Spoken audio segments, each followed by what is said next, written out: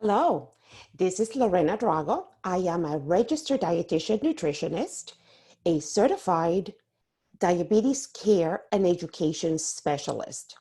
And I'm very happy to be with you today, bringing you this presentation about sheltering in place, tips and trips for healthy eating at home. I want to thank the sponsors, and Diabetes Sisters understands that our needs for education and encouragement continue as we shelter in place during this pandemic. We are grateful to the following sponsors: Janssen Pharmaceutical Companies, Merck, and NovoNordisk for providing us and supporting us this session. So the first question is, what is in your kitchen? If right now you think about what do you have in your pantry, what do you have in your refrigerator, what are some of the things that you can be doing for yourself and your family to simplify how you prepare foods, how you do meal planning, etc.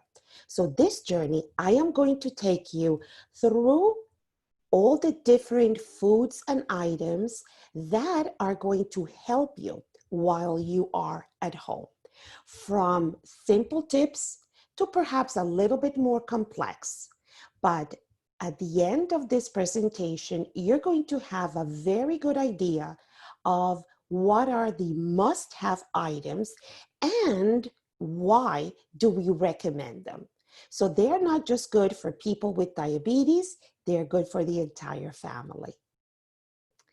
So I want to start with asking you, what is in your pantry? And what are the thoughts that come about? What do you have? Do you have pasta? Do you have crackers? Do you have beans or other types of legumes? Do you have rice?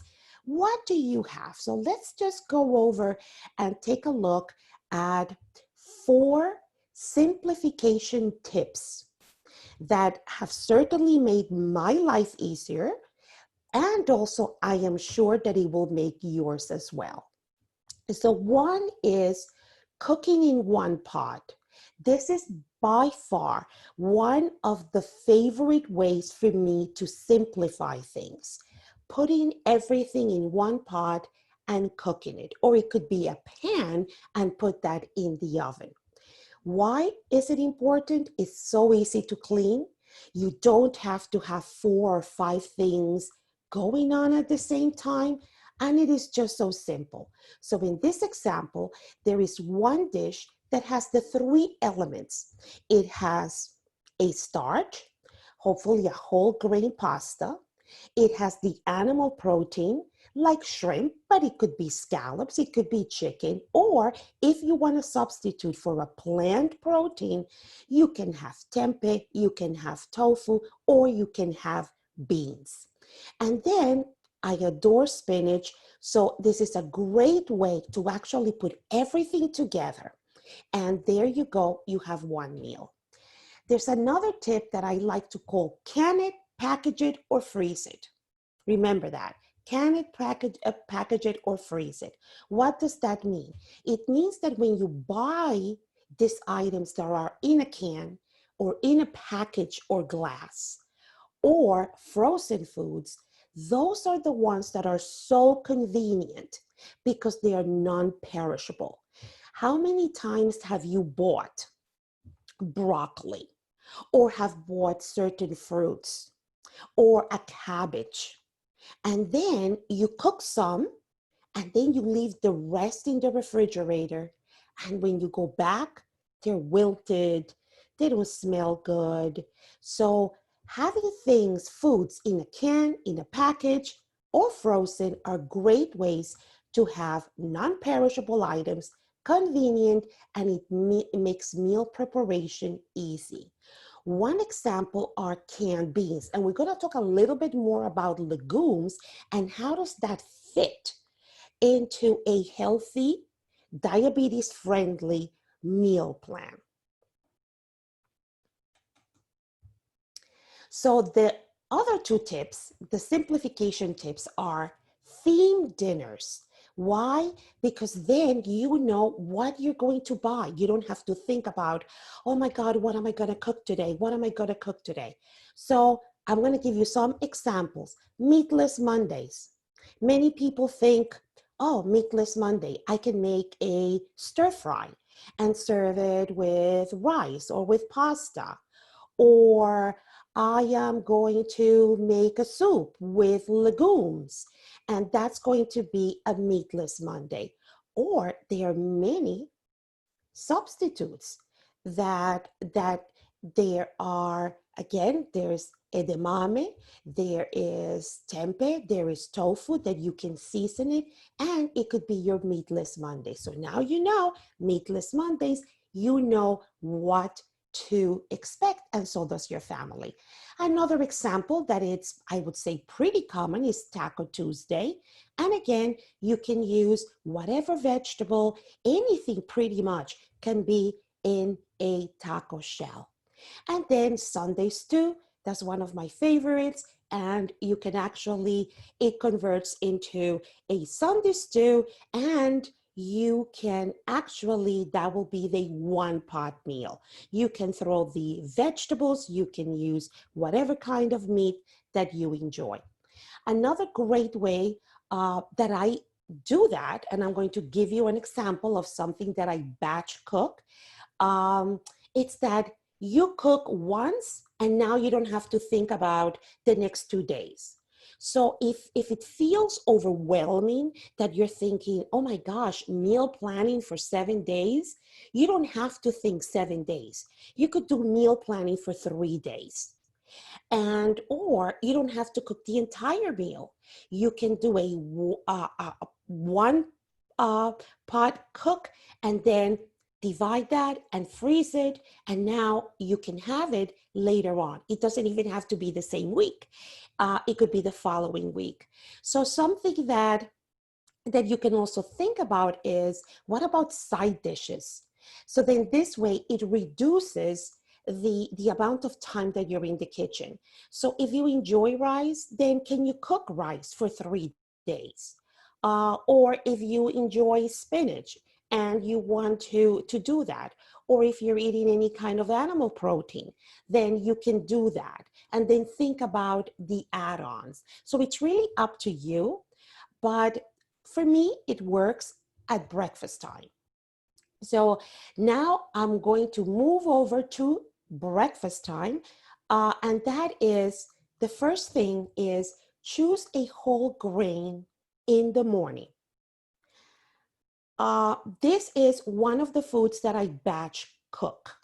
So when I cook oatmeal, I just don't cook it for one day. I cook oatmeal 3 servings for 3 days.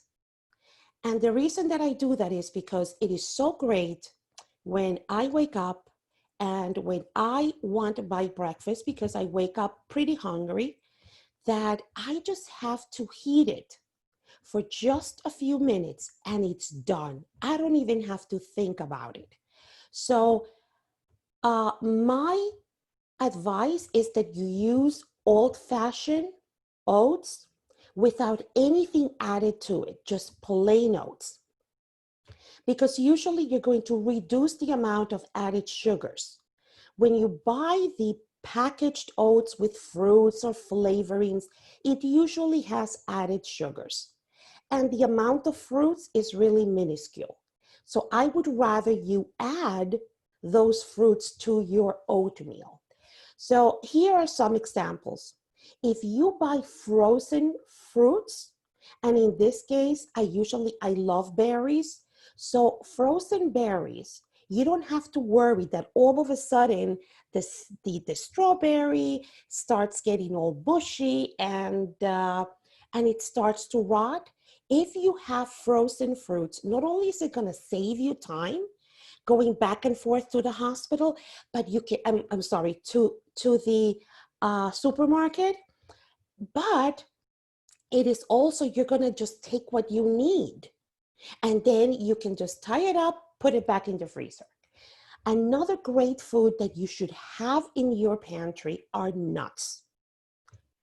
Nuts, not only do they have a healthy fat, they're filling, they are nutritious, and we're going to talk a little bit more about nuts and why are they good for you.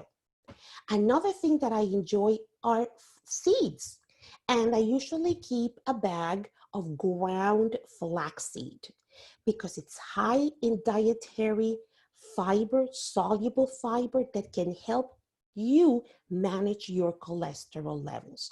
So here you go. This is the magic combination for me. I usually use soy milk, but you can use any kind of milk that you want. Just make sure that you buy the milk without any added sugars to it. So this is something that you can prepare one day, batch it, and now you don't even have to think about breakfast. I continue talking about whole grains because I really want to emphasize how healthy they are. And I'm going to show you later in the next slide why are whole grains a better choice than refined grains. And I'm going to give you the difference. So let's look at this other meal here. This is a meal with brown rice, one pot meal. You can also batch cook it. How do you prepare it? You use frozen vegetables. Why is that great? Because you don't have to worry about the carrots going bad. You don't have to worry about the string beans going bad. You take what you need. You already have your brown rice. You saute that. You can add other things to it, one pot meal. So here's this example, which I have prepared very quickly, and that is using frozen mixed vegetables. Again, not with anything added to it. Sometimes you have a lot of things added to it. I love nuts. You see that I had walnuts as an example. Well, these are slivered almonds, a little toasted that you can add. That will add the protein and flavor. And if you're going to saute the mixed vegetables, I would advise you to use olive oil that you should also have in your pantry. So here's what I want to share with you, and that is whole grains. Why do we want to have whole grains at home? And what are some of them that you can keep? Number one, it helps to keep blood glucose levels or blood sugar levels stable. So then that means that there is going to be a rise in your blood sugars, but depending on the amount of whole grains that you consume, it's going to go up, but it's going to be much more stable. In individuals that don't have diabetes, eating whole grains can help reduce the risk of developing diabetes by 30 to 40%. That's great. So eating more whole grains can help those in your family that may have pre-diabetes or may be at a higher risk to lower it. So let me show you what is the difference between a whole grain and a refined grain.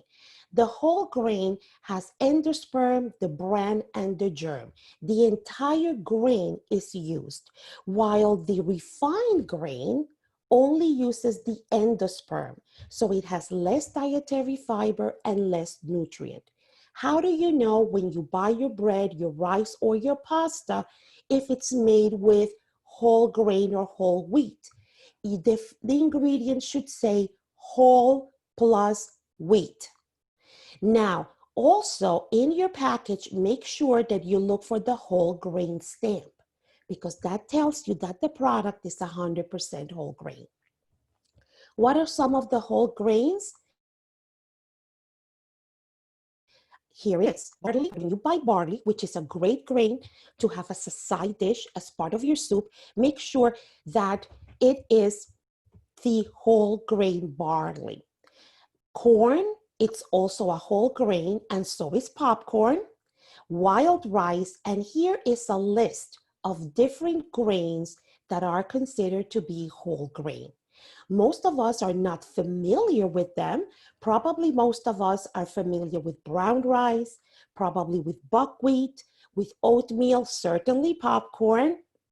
And we see here whole rye, whole wheat, whole oats, and some others. So I was telling you about my love for nuts. So I want to focus on two nuts that are always part of my pantry. You can use it for snacking. You can use it in yogurt. You can use it in savory meals. And what are the benefits? Walnuts, omega-3s. That is a good fat that can help to manage your triglyceride levels. That's a fat in the blood. And to find out what your triglyceride level is, just check with your doctor. Walnuts are a good source of plant protein and also a good source of fiber. Almonds have vitamin E, also healthy fats. It has calcium, phosphorus, magnesium, and it also has dietary fiber. So definitely they pack some calories, but they're also very nutritious. Another choice and will be having nut butters. And I can't say it's just peanut butter anymore. People are buying almond butter, cashew butter, and even seed butters or a combination of butters. So how do you choose the good for you nut butters? Well, read the food label, and in the ingredient list, make sure that there are no added sugars and no hydrogenated oils. What about the oils that you should be keeping at home so that you can use them on your salads or to cook? Well, this is a list. I want you to take a minute, a list of the different types of oils. And you see all these bright colors, the red, the blue, and the yellow. So I want you to take a look at these oils and see which one is the one that has the highest amount of yellow. All of them have yellow, but the one that has the highest amount is olive oil. So olive oil has more of the good fat.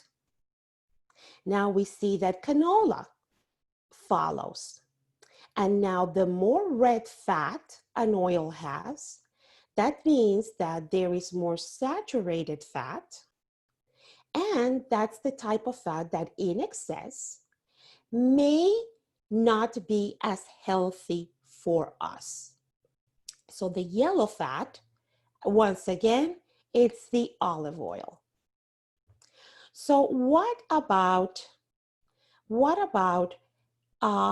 legumes? I have mentioned to you how it is wonderful, and legumes should be a part of every household. So I want to show you what a serving looks like. So a serving is pretty much half a cup. If you cup your hand like this, that would be one serving of legumes or beans. So here, you can buy dried beans, but if you don't want to go through the hassle, you can also buy canned beans. So what are the benefits of beans?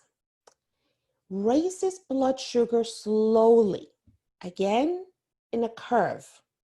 It's low in saturated fats, which are considered to be unhealthy if consumed in larger amounts. It's high in fiber, soluble fiber to help lower cholesterol levels. They are inexpensive, they are high in protein, and they decrease the risk of heart disease. So, and they are so, you could use beans in so many different ways. So let's take a look at some of the ways that you can use beans. You can mix them with rice and beans. You can just add beans to a salad, or you can have soup with beans. In this case, is white beans and escarole soup. So they are really, really very many different ways that you can use them. Now, let's talk about vegetables. So if you need to keep vegetables while you're in the house, you don't want to go out to the supermarket, then how can you get your vegetables? Yes, you can buy canned vegetables and you can buy frozen vegetables. So some of the vegetables that you can buy in a can are corn, green peas, string beans, tomatoes. Most people have been told, stay away from canned foods because they're high in sodium. They're not as nutritious, but that is not true. Canned as well as frozen foods are picked and canned and frozen immediately. So that preserves some of the vitamins. That's number one. Yes, there will be sodium in canned beans and vegetables, but nowadays we have choices of no salt, reduced sodium, low in sodium. And did you know that rinsing your vegetables and your beans, you open the can and you rinse it, reduces the sodium by 41%. So if you cannot find low sodium or no salt added vegetables or beans, make sure that you rinse that can to reduce the amount of sodium. Now, how can you use your vegetables? Going back to the theme of trying to make things simple. You can use vegetables as a stir fry over pasta or brown rice, and all in one meal. You can add whatever protein choice you want. You can add fish, you can add chicken or turkey or beef. Just make sure that it's lean. And another great way to do it is just to get everything on one of these pan sheets and put everything together, season it, and throw it in the oven. In this case, we have string beans, we have pork, and we have apples. Now, if you don't have frozen meats, animal meats, there's another choice that you can have, and that is canned protein foods. What are the most common ones? We have here salmon, sardines, and good old tuna. You can find the sardines in water, and you can find in oil, or you can find them in tomato sauce. The same thing, tuna, you can find it in water, you can find it in oil. If you want fewer calories, then stick with the sardines that are in tomato sauce, buy the tuna that's in water. It's economical. The salmon has omega-3, which is a good type of fat. Believe it or not, that the bones in the salmon, the canned salmon, you're going to get more calcium than if you had the fresh or frozen salmon. They are high in protein, and again, choosing water over packed in water or in tomato sauce. You can throw them in salads, you can make patties and pan fry them and serve them with frozen vegetables. You can make potatoes, you can make salads. So easy ways to use what you have in your house. So what about dairy? Especially if you have children in the house or people that consume dairy. Well, we always think of fresh milk, but there are other choices. There's evaporated milk. There is milk powder. It is less expensive. It's high in protein. Just make sure that you choose the low fat or fat free, and you prepare it, you reconstitute it ahead of time so that you can get the flavor that you want. You can make smoothies if you want something quick in the morning. You can make a smoothie and you can add either frozen fruits. You can even add some cereal, cooked cereal, and add it to it for a shake. So these are some of the foods that you should definitely have in your pantry, and I'm going to tell you why. So let's start with the upper left, and that is stock or broth. You can either make it yourself if you want to, but there are many good choices that you can buy in a carton can. Just make sure that you buy the low sodium, and it's a great way if you want to add flavor without adding extra oil. You can even saute your vegetables using stock or broth. It gives a great flavor if you're going to stew beans, if you're going to cook rice, if you're going to cook vegetables. It really does give this oomph to foods. Canned tomatoes, same thing. You can, non-perishable, you can have it at home, and you can just open it when you want to make something quick. Just imagine canned tomatoes with canned beans, and if you have some whole grain taco shells, boom. You have a meal with very little effort. Definitely have tomato sauce for pasta dishes.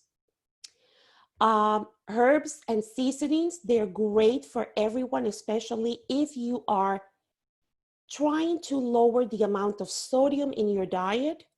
It's a great way to season your fish, your chicken, your vegetables. And if you don't know how to use different herbs and spices, there's so many. You can just Google how to use cumin, when to use oregano, and just try and see what brings the flavor that you want. I always have popcorn in my pantry. It is a whole grain, and I actually pop my own popcorn. A quick way to do it, you put the popcorn in a paper bag in the microwave, and you can actually have your popcorn.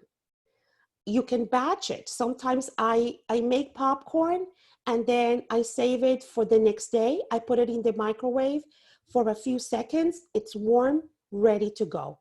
It's a great snack on the go. It is whole grain. Remember, whole grain will raise your blood sugars, but they're going to be nice and curvy. It's not going to spike them up, and it's a good source of dietary fiber. And something that I also have is nuts and dried fruits. Sometimes I mix them myself, or sometimes I buy them separately. Why? The dried fruits you can reconstitute and use in yogurt and cereals. You can also use dried fruits even in shakes, believe it or not. And it's a healthy and nutritious snack. Just make sure that you check your blood sugars, because when you eat dried fruits, they are concentrated. So a small amount will take you a long way. I want to thank our sponsors, and I will say that Diabetes Sisters understands that our needs for education and encouragement continue as we shelter in place during this pandemic. And we are very grateful to the following sponsors: Janssen Pharmaceutical Companies, Merck, and NovoNordisk, for supporting us in providing this session. I am Lorena Drago, registered dietitian, nutritionist, and certified diabetes educator. I hope that this trip through the kitchen, the pantry can help you to organize yourself a little bit better and have those key items that you need so that you are able to prepare meals and not spend too much time in the kitchen.